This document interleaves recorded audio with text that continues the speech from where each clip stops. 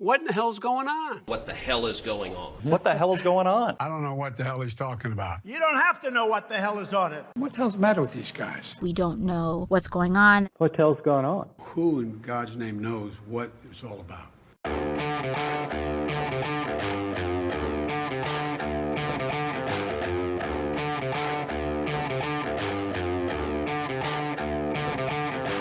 Hi, I'm Danielle Pletka. And I'm Marc Thiessen. Welcome to our podcast, What the Hell is Going On? Marc, what the hell is going on? Well, first, what the hell is going on is you may have noticed we have a little change in our intro.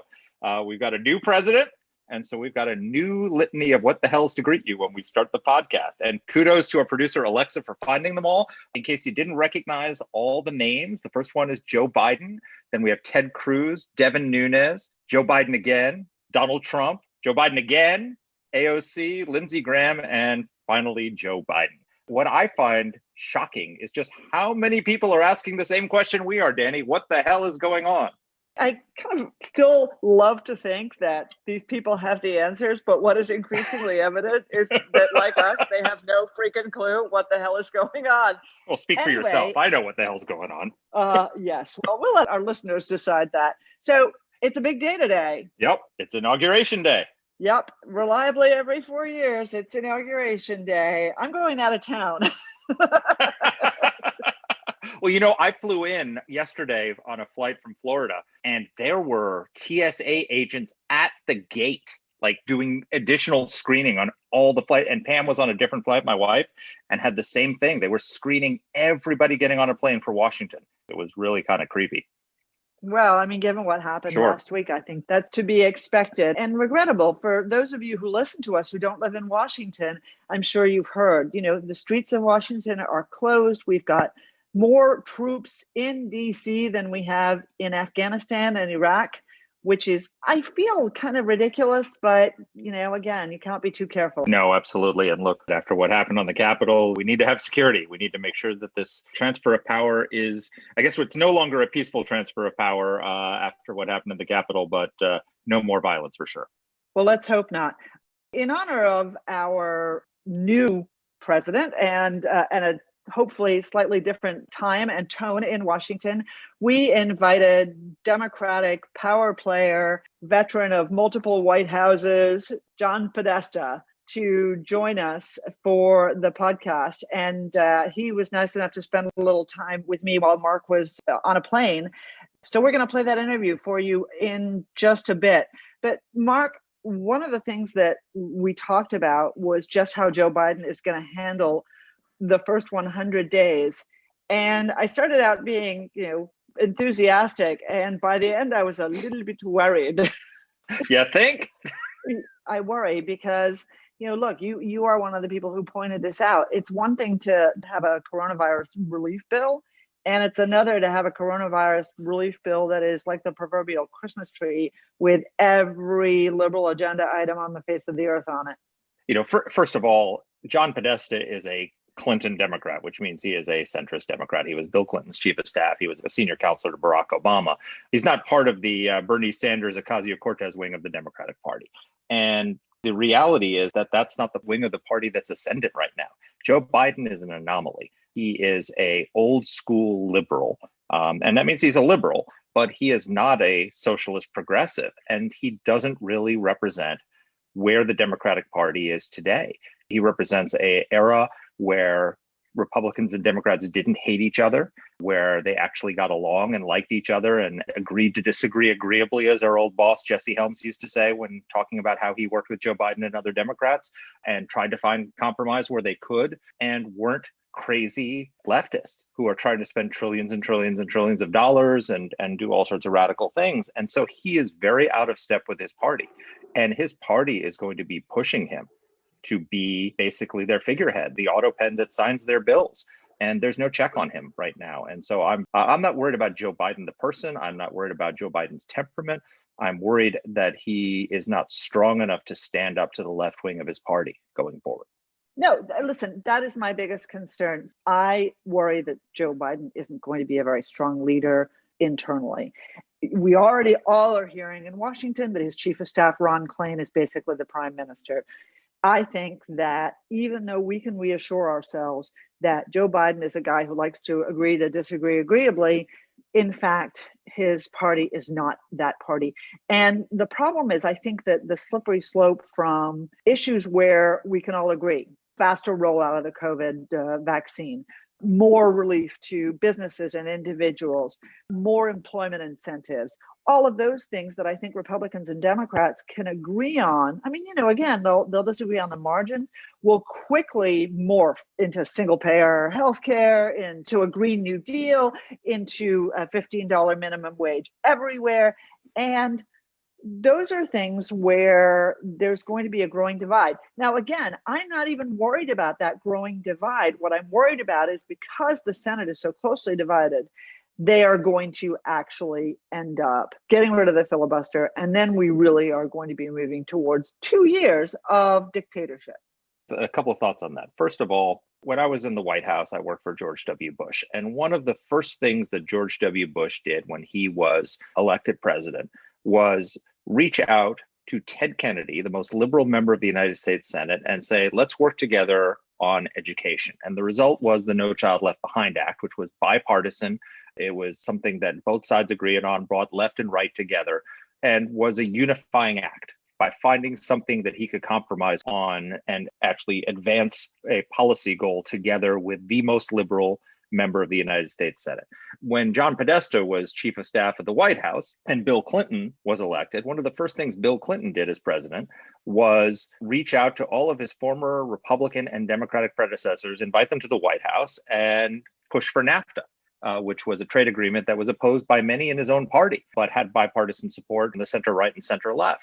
And both Barack Obama and Donald Trump did not do that when they came into office. Barack Obama came into office, and when they started doing the economic relief package, rather than reach out to Republicans and say, hey, let's include some of your priorities, let's include some of our priorities, and we need to unite behind reviving the American economy, he told Republicans, elections have consequences and I won. And he rammed it through in a partisan vote. He rammed through Obamacare on a party line vote. All of the major priorities he passed were largely done on party line votes. And then Donald Trump came in, and of course, the Democrats declared themselves a resistance and wouldn't work with him on anything, and he didn't really try. And so it got even worse. And so here we are. Joe Biden is the president who, if he has any mandate at all, Dany, it's to unite the country, because he said, I'm not a socialist. I beat the socialist. I'm going to restore unity. I'm going to bring the country together. And where are we starting? We're starting with a $2 trillion COVID relief package on top of the almost $1 trillion we just passed a few weeks ago.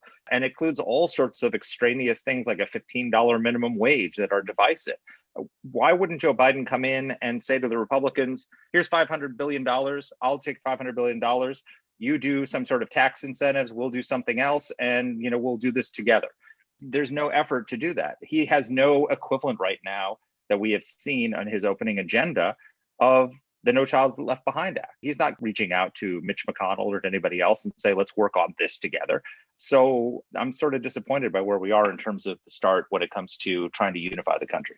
Yeah, I mean, look, it's worrisome. And one of the things that I think that everybody appreciates about their own party, but doesn't appreciate about the other party, is that it is increasingly difficult for the elderly leaders of both the GOP and the Democratic Party to manage not just their constituents, but also other younger members of their own party. So, Mitch McConnell doesn't speak for Josh Hawley. That seems absolutely clear.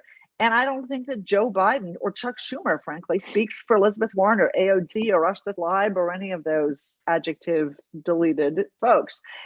And part of the challenge is Biden's going to want to come in, and maybe he wants to compromise, but he's not going to be allowed to compromise by any of these guys because they don't want that. They've got the majority. They hated being under Donald Trump's thumb, and damn it, they're going to do what they need to do, and they've been promising. I think for Republicans who are hoping to take back the House and the Senate in the next election in 2022, they're going to be equally leery of working with those creeps who, as much as he may have deserved it, impeached Donald Trump twice. And this dysfunction is really serious, and I see no way out of it. What you talked about, I think, would have been a great thing to do. I just suspect that internal politicking in these political parties isn't going to enable that sort of thing. And none of these individuals, none of them are big enough to defy their party. The other big problem we have is, in light of what happened in the Capitol, and and you and I have discussed Donald Trump's responsibility for inciting the assault on the Capitol and all the rest of it, the Democrats are right now in a position of self-assumed moral superiority, right? That Donald Trump was the cancer that divided us, and now it's Republicans' responsibility to come around and compromise. But, the reality is, it was the Democrats who, as soon as Donald Trump was elected, said impeach him. Even before he took office, who declared themselves they were no longer the opposition, they were the resistance. And the cry went up on the left, not my president. And they spent 2 years pursuing this conspiracy theory that somehow he had conspired with Russia to steal the election, which they hoped to impeach him for. And then when the Mueller report came out and basically cleared him of collusion charges, they impeached him anyway. He gave them a pretext, but they did it.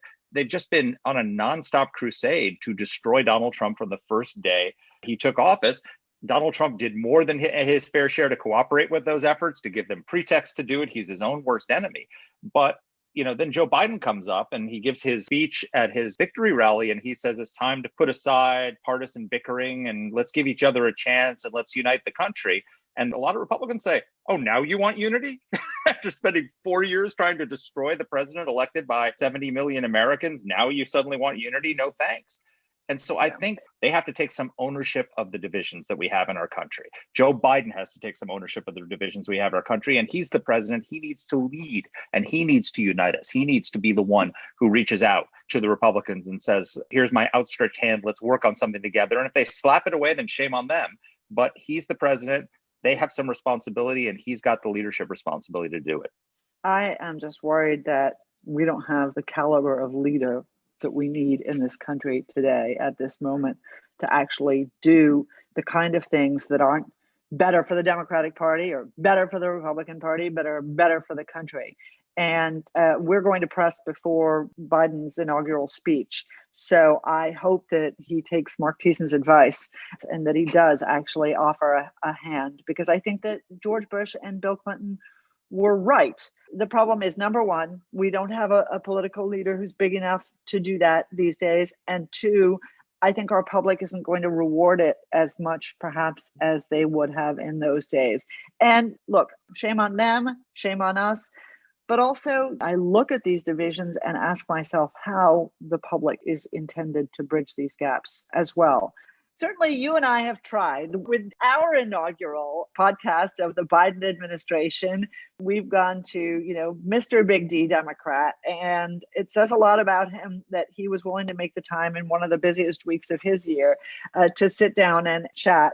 For all 14 of you who don't know who John Podesta is, he actually worked on the Hill at the same time that you and I did. Mark, I didn't know him then, though. And then he entered the Clinton administration. He was deputy chief of staff. He was staff secretary. He was chief of staff. And then he ran Hillary Clinton's campaign. He ran Barack Obama's transition. He's now the chair and counselor of the Center for American Progress, which is a think tank that AEI does a lot of work with. And here's our interview. John Podesta, thank you so much for joining us in a pretty big week for Washington, D.C., for the Democratic Party, and for Joe Biden and Kamala Harris. A lockdown city and an excellent inauguration. Well, it's going to be different from any other in the past, but that's probably true for pretty much everything we talk about. Let me start with something pretty straightforward. Joe Biden has, as all previous presidents have, talked about his first 100 days. We've seen a pretty big bill, a pretty big proposal among his priorities. Where do you see his first 100 days emphasis being? Well, I ran the Obama-Biden transition in 2008. And my experience is that people try to live up to the promises they made during the campaign. So the best guidepost to see what Biden and Harris are trying to do is to go back to what they promised during the course of the campaign. And in that context, the president-elect referred constantly to these four interrelated crises. The COVID crisis, obviously, that's front and center. That's top of mind.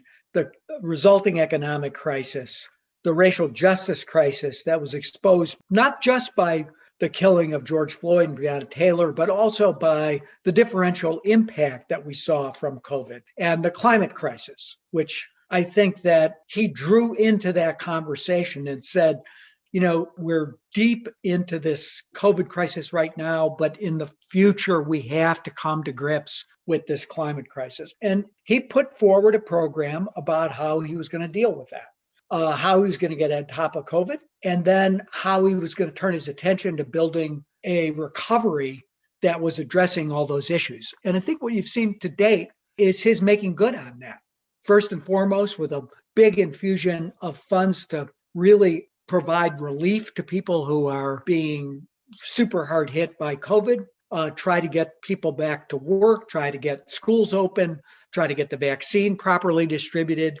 The economy can't function if we don't get on top of COVID. He knows that, and that's sort of priority number one. But then he's coming behind that with a big investment package, and that'll happen probably in a couple of 2 or 3 weeks.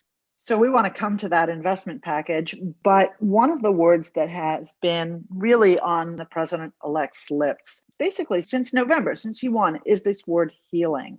I think that's something that resonates with a lot of people who, watched what happened at the Capitol, but also have watched the violence of the last year and really, cry for their country and for the comedy that there should be between Americans, no matter what their political stripe. Do you think that's going to be an important element of his first 100 days as well? And how? Well, first of all, let me take a step back and say, as we all remain stunned really by the assault on the Capitol and on our democracy that occurred on January 6th and the fallout that's resulted from that, including the impeachment for a second time of Donald Trump. I think the president-elect and the vice president have remained very disciplined in their approach to what their job needs to be. They focused on what they need to do come January 20th. They've built an impressive team that's highly experienced. I think they've put a premium on people who can kind of get the job done and people who come to the White House or to the cabinet with a great depth of experience. And I think that the vice president, from really the moment he launched his campaign, I got to get used to calling him the president, President Biden, from the moment he launched this campaign.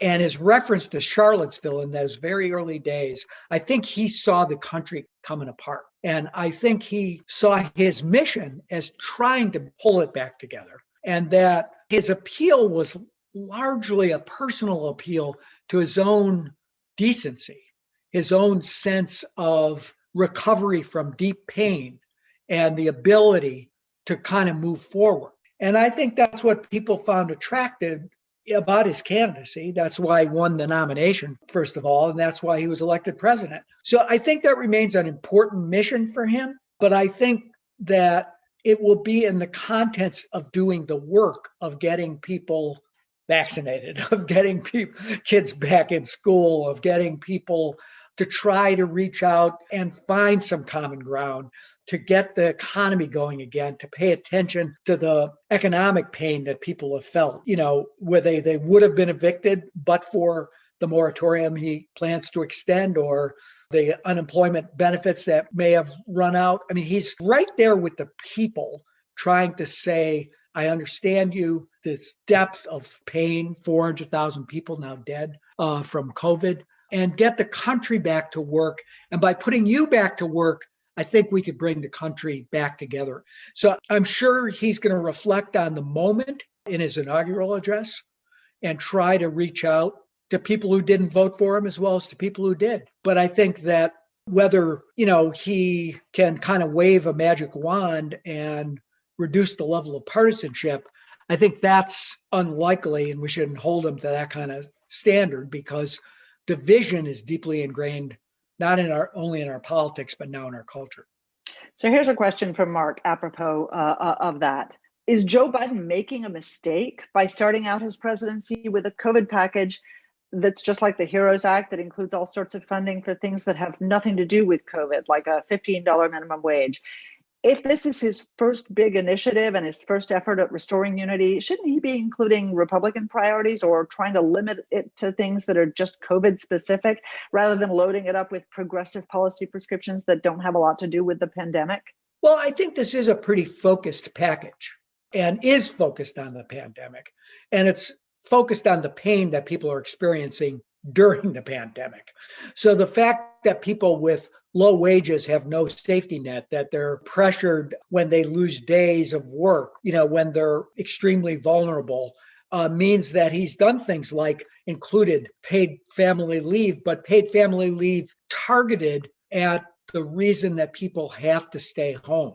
He's put his finger on the ways in which the COVID crisis has essentially cascaded on people, particularly working people's lives, and tried to address that with more unemployment insurance, with direct payments to individuals, and with money to state and local governments, which have kind of hemorrhaged revenue as a result of so many people being unemployed. But I think all in the service of one thing, which is get on top of the pandemic, get people vaccinated, get control of a pandemic that got out of control because of the previous administration, and then get the economy working again by putting people back in employment. So I guess I would disagree with you, Mark, in the sense that this is not a COVID-focused package. I think you could make the argument that the next package will be, Democratic priorities about tackling climate change. What he's put forward as the first package, I think, is pretty highly focused on addressing the pandemic and addressing the pain that the pandemic has caused. I think Mark would join me in asking, we both know Joe Biden from our days working with him on the Senate Foreign Relations Committee. He doesn't hate Republicans as Republicans. He believes in bipartisanship. We did tons of stuff with Senator Biden when he was chairman, when he was ranking, with his staff. But this is a Joe Biden who got in trouble with his party when he said, I work with Strom Thurmond, I work with Mitch McConnell. People were shocked. Aren't you, and shouldn't people be a little bit nervous that the rest of the Democratic Party isn't actually going to share that view, that they're going to sort of pursue a revenge agenda and a leftist agenda that's outside of what I would even call the Biden mainstream? If Democrats control the Senate, there's not going to be a lot of check on the progressive wing of the party, and that's going to be hard on Biden, isn't it? Well, look, I don't think that Joe Biden ran for president to exact revenge, and I don't think that will be a top of the mind instinct for him. And I think he'll probably, to the extent he's able to, argue that while there should be accountability, the country is not well served by revenge. And it just ends up in a continuous cycle of bitterness. And what we really need to do is try to change that dynamic. But he did run on a very progressive platform.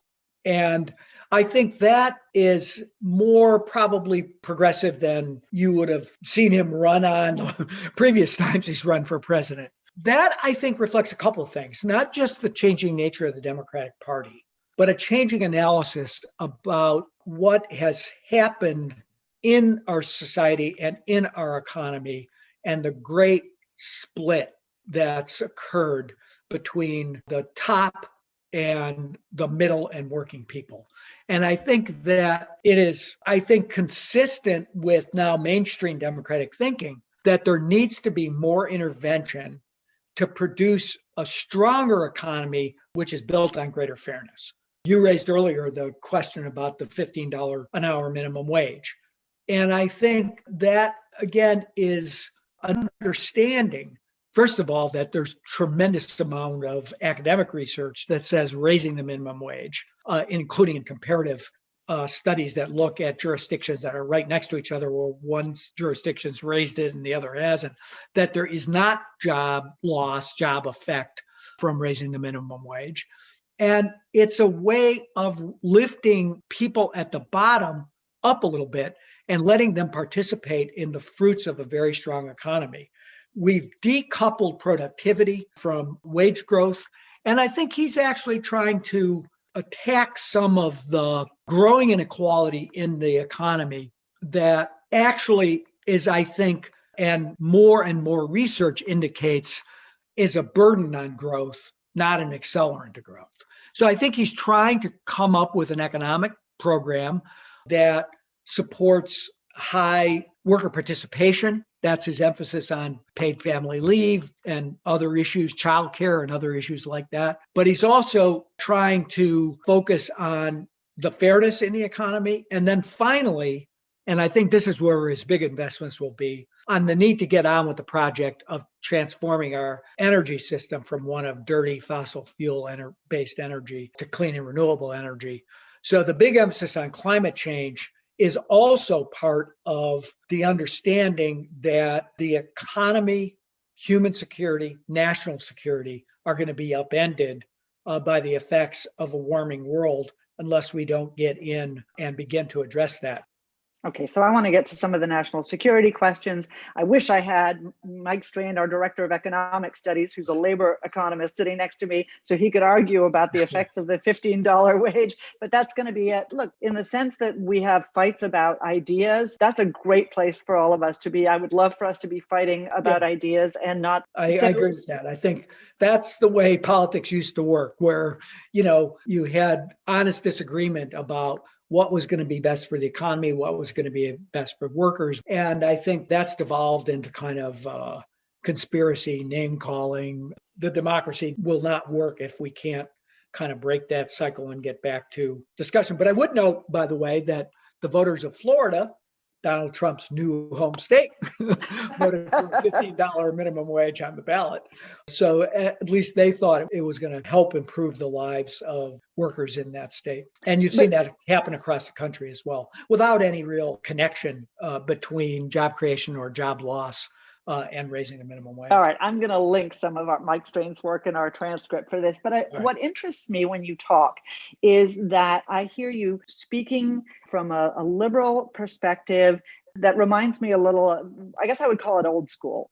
So your friends and mine, John Halpin and Brian Katulis and others, have a new blog, I guess, that they call The Liberal Patriot. There was a piece up by John Halpin that was called Time for Democrats to Reset Their Image. And there he talks about just those issues that you just laid out, which have alienated the working class from the Democratic Party in many ways. All that package that you're talking about is about rebuilding that relationship and in taking those voters back, surprising numbers of whom went over to the Republican Party, and kind of divorcing the party from these elite battles about who can use what bathroom and what pronoun you want to use. Philosophically, that's obviously where Joe Biden is going to be, no matter what the platform says. How far apart is he going to be from his party? I think if you had to give Biden credit in this campaign for one thing, other than staying power, because he suffered those early defeats in the primaries, and he just hung in there. He knew he had a strategy. He knew if he could get to South Carolina, get to the South, that voters would stick with him, and particularly African-American voters would come to him. And that proved to be a brilliant strategy. But the other thing he did was he did his politics right. He kept the party together. Now, with the threat of Donald Trump, maybe you say that's pretty easy to do, but I don't think so. And Bernie helped to some extent, or maybe more than some extent, by basically being willing to get out early, by willing to kind of find some common ground with him in the working groups that they set up, and then in a platform that, reflected Biden's priorities, but that progressives could find something to love in. But he did his politics pretty well. And I think his team is not just experienced in governing, if you will, but they're experienced in politics and keeping what is a very a big tent coalition together.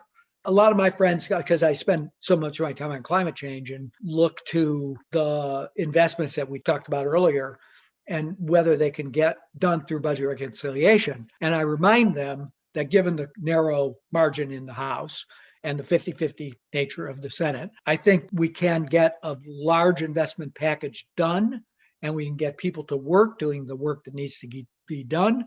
But we have to find common ground between Joe Manchin and Alexandria Ocasio-Cortez. They both have to be able to vote for that package. reconciliation's kind of inherently a partisan process. But I think that for the most part, you've got to be able to have the skill to bring together, I think, where Biden and Biden's political team have been really kind of remarkably successful. They've done a very good job of bridging that breadth of that Big Tent. This is really interesting to hear you talk about the shrewd politics because, again, politics is so much easier when Donald Trump is on the other side. You said I would say it and you were right. But one of the things that a lot of us have talked about in our concern about one-party governance, about a Democrat in the House, the Senate, and the White House, is getting rid of the filibuster. That first and foremost, but increasing the size of the court. And you mentioned Joe Manchin. He said, no way, no how, not me. Do you see those as being issues that are going to be front and center as it becomes very hard with very small majorities to move forward with a Biden agenda? Well, in general, I think that democracies that adopt a parliamentary system where every vote is a vote of no confidence and you require a supermajority vote don't function very well. What we've seen in the last many years is a breakdown of the ability to find honest compromise, and everything becomes hyper-partisanized. And then when you have a supermajority requirement on top of that, it's sort of a recipe for doing nothing. I think that, particularly given the 50-50 nature of this Senate, I would be surprised if there's early move to kind of get rid of the filibuster. But I think to some extent, I agree with President Obama's recently talked about this. I think that the filibuster is probably on its way out. And where I think in this Congress, you're going to see going back to Biden's early years in the Senate kind of get restored, or are we still stuck in where we were when Mitch McConnell said, my number one job is to make sure Barack Obama is a one-term president? I mean, those are the kind of extremes. Here's what I would predict. The House is going to pass the John Lewis Voting Rights Act reform bill. They're going to pass things like DACA, maybe, like DC statehood. And I think if those things get beat on a filibuster in the Senate, they are largely popular across the public, then I think the movement towards saying we can't live under the system is going to grow and grow. But I don't see that happening, sort of out of the gates. I do think they will utilize in the budget world the authorities they have available to them through budget reconciliation, which requires, as you know, a majority vote. But that is a limited set of issues around spending and taxes. We all grieved when John Lewis died. Now the question is, what are we going to do about it? I had the honor of working with him in the Carter administration quite closely. So he and I were friends for nearly 50 years. And we could honor him by Republicans saying, okay, well, at least consider these votes. Or if they just kind of return to where they have been, then I think that pressure to get rid of the filibuster is going to mount, at least on these questions. It's been a bad run for the Senate and a bad run for the Congress in its inability to find common solutions. And I'm a creature of the Senate. I worked in the Senate for nearly 10 years, most of that time for Pat Leahy. I had Republican friends and we worked across the aisle and there was regular order and you had conference committees and you found compromises and you passed bills and you allowed amendments on the floor. And the Senate was, in fact, a place where there were great debates and sometimes you won and sometimes you lost. But that's really fundamentally changed.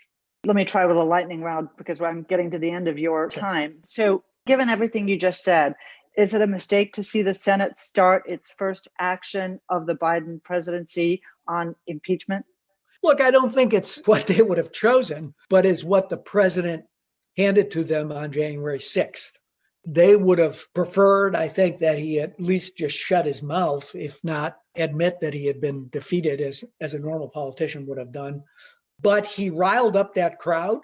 It resulted in an assault on the Capitol. More and more evidence is coming to light that people felt like he had charged them with going up to the Hill. He sat in the office.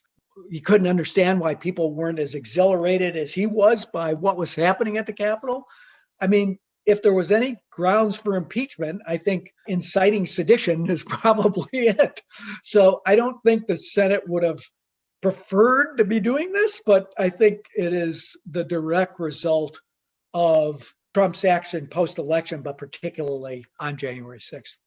Given all the priorities you laid out, if I think about them, climate, healing the nation, fixing our economy, COVID, 100 million vaccines, 100 days, I look at China, I look at Iran, the threats out there. How big do you think Iran is going to loom on his priority list? They just arrested and imprisoned and sentenced another American. They're not going to make it easy for him. Do you think it's going to be as front and center as maybe some of my friends hope? I think he will, and he's indicated, and his team has indicated, and his selection of personnel has indicated, with Wendy Sherman going back as Deputy Secretary of State and Jake Sullivan as National Security Advisor, that they're going to try to deal with the Iranian nuclear program in a manner in which they get back to restraint through negotiation. I don't think there's any question about that. I think it will be difficult. There's a lot of water under the bridge as a result of Trump's decision to pull out of the JPOA and then the kind of escalating antagonism. So I don't think that'll be easy. I don't think it's like something you could just say, okay, well, forget about him, or let's just start where we left. That'll be a challenging diplomatic effort. I think our biggest challenge is going to be China and doing a full 360 strategic review of all the issues, those where we're in a confrontational posture, where we're in a competitive posture, and where we need some level of cooperation on global issues like climate change. But I think you have to start from both a strategic theory of the case and then the individual elements, whether it's human rights in Xinjiang, democratic rights in Hong Kong, the provocations against Taiwan, the security incursions in the South China Sea, global health, climate change, tech, trade. There's just so much there. And it's the most important thing to get right, that I think they have to have an overall strategic framework by which they can manage the individual files. And I think some they may choose to try to create lanes that are somewhat protected from the influence of the others, whether that's trying to, for example, pressure working with our other allies and probably starting with agreements with South Korea and Japan to stop overseas development financing of coal-fired power is probably a area where they might, begin, where I'm sure that Secretary Kerry will want to engage his Chinese colleagues. The big question is, what's our overall posture? We're in a place that has not just been the effect of Donald Trump and his sort of chaotic approach to dealing with both our traditional treaty allies as well as DPRK, China, et cetera. But it's the direct actions of President Xi, the deep consolidation of power, the abuse of democratic rights, the threatening of Taiwan. Those are all things that Trump didn't produce. I think Xi felt maybe he had more room because of where the United States was.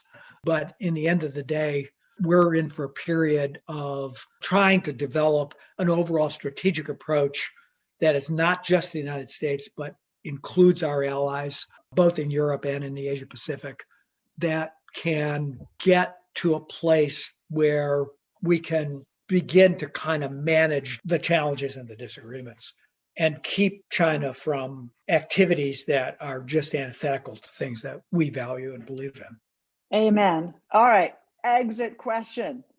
Piece in New York Magazine says, according to him, the him being you, John Podesta, failing to get government files declassified on UFOs was one of your quote unquote biggest failures in advising Barack Obama. All right. What don't we know? And why don't we know it? Well, I have to say this has sort of been a cause of mine for the last little while, 20 years maybe, since kind of the end of Clinton up till now.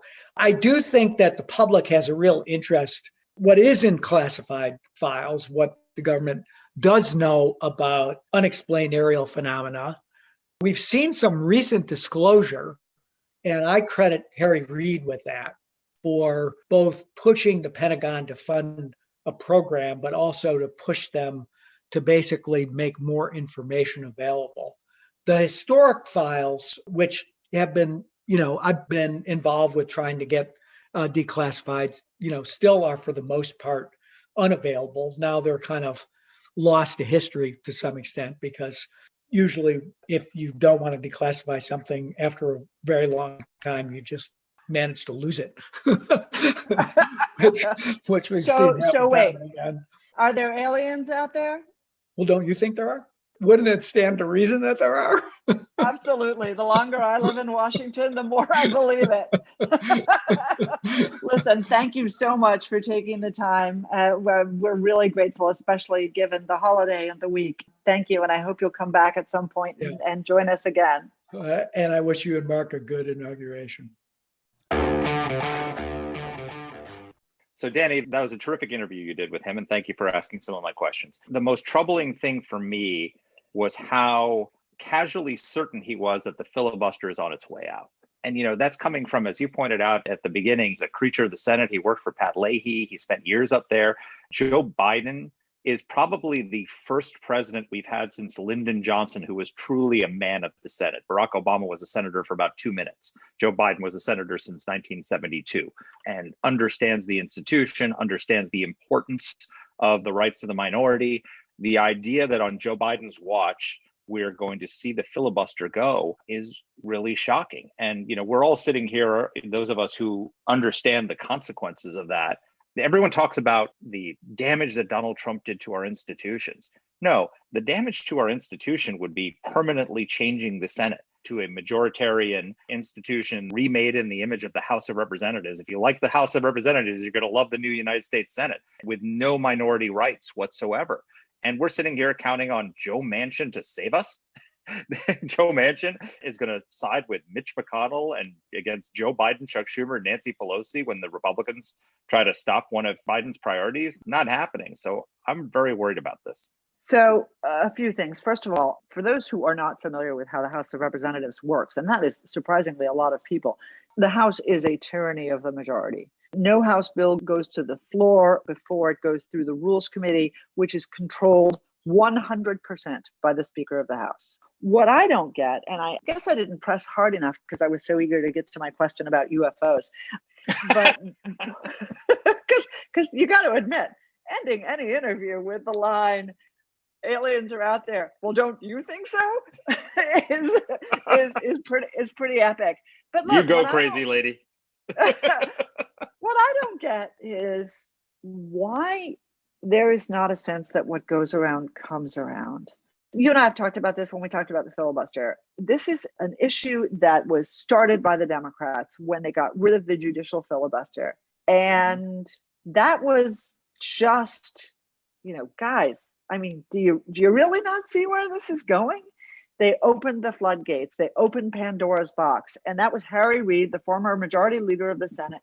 And of course, it resulted in ending the filibuster on Supreme Court nominees, which Mitch McConnell did. But as you and I have noted repeatedly, Donald Trump asked McConnell to get rid of the filibuster in order to ram his agenda through the Senate when the Republicans were in control of the Senate. And Mitch McConnell said no. Now, again, John, I think, rightly said at the beginning, this won't happen. But I think the issue here is that what the Democrats have come to believe is moderate and therefore should be acceptable to everybody is in fact not at all moderate. A national minimum wage that is in some cases twice what it is around the country, business destroying taxes, a business destroying environmental agenda. All of those sorts of things are not as mainstream as the Dems think they are. And if, in fact, in order to further that agenda that they believe is mainstream, they get rid of the filibuster, we are well down the banana republic path in which our foreign policy and our national domestic policy swings from one pole to the other with each election. That is disastrous. You're absolutely right. So here's what's going to happen. The House is going to pass some Biden priority. Right? I don't know what it's going to be. It's going to be on environment. It's going to be climate. It's going to be healthcare, some version of America for all.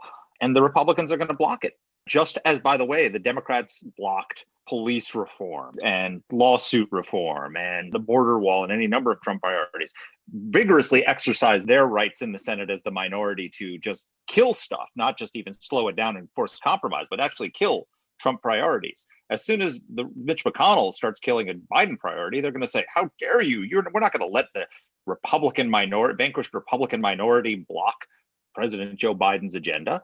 And so the pressure is going to be on Joe Manchin. Is Joe Manchin going to sit there and be the one who says, nope, we're going to block it?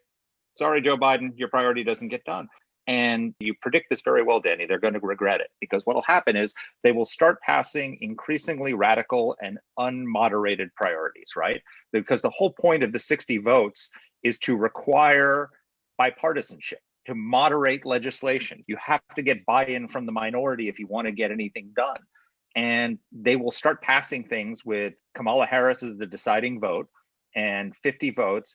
And that will cause more and more of a backlash in the American people. And the odds are right now already, even before this, that the Republicans are going to take back the House, and they could very well take back the Senate. And then all of a sudden it'll be Republicans who have the filibuster-proof majority in the Senate and the House, and 2 years later could get back the presidency. And then all of a sudden the shoe's on the other foot. So this is, if you're a liberal, not smart, not good for our country. And I just don't understand this willingness to just destroy institutions that have kept our country centrist and moderate for more than a century, to just throw them out in order to push through a radical agenda. It just makes no sense to me. Yeah, it makes no sense to me either. One thing that I didn't notice in the conversation I had with John, and I don't know if you caught it, I only saw it in the transcript, was that he also referred to bringing the District of Columbia as a state into the Union as a mainstream issue. And maybe I misread it, but I got to say, I think if that happens, you are going to start to see efforts within the states like California, okay, states like Illinois, to start splitting those states up in order to have sectors that are more representative. We had this conversation, great conversation, about the Electoral College with Alan Geltzow, and that, I think, is what we're going to start to see. If this looked like civil war, it is only going to get worse. And here's the thing, it becomes a cycle, right? Because so what will happen is they'll start passing more and more radical legislation, which will create a backlash. And so in order to keep the Senate, they're going to add senators from Democratic leaning places by 50 votes plus Kamala Harris, so that make it harder for Republicans to gain back power. And then it becomes all or nothing in all of these elections. The big problem we have with our elections right now is that the consequences seem so dire. It used to be, okay, we had George H.W. Bush, now we'll have Bill Clinton for a while. Okay, then we'll have George W. Bush. Like the fate of the republic didn't hinge on whether one party was in power or not. And now it seems like everybody is so radical, and the institutions that kept us centrist are being taken away, that every election, the consequences become so dire that, it becomes, literally life and death for people. And it shouldn't be that way. And we can never work together if we have that. Amen to that, Mark. A woman. Don't forget a woman. Yes. Oh, and God help us, really, in the Department of Self-Parody. A woman indeed. A woman to you, Mark. Even a blind hog finds an acorn once in a while. Folks, thanks for listening. Thanks for joining us. Send us ideas, compliments to me, hate mail to Mark, and of course, the usual technical questions to our Alexa. Thanks a ton for being with us. Take care. Our producer is Alexa Santry, and a special thanks as well to Olivia Leslie and AEI's digital strategy and video teams. Let us know what topics you'd like us to cover. You can get in touch with the show by emailing us at whatthehell@aei.org. Or you can reach us on Twitter. I'm at dpletka. And I'm at Mark Thiessen. That's Mark with a C. Please rate and review the podcast. If you like the show, subscribe, share it, comment on Apple Podcasts or wherever you're listening to this. Thanks for listening.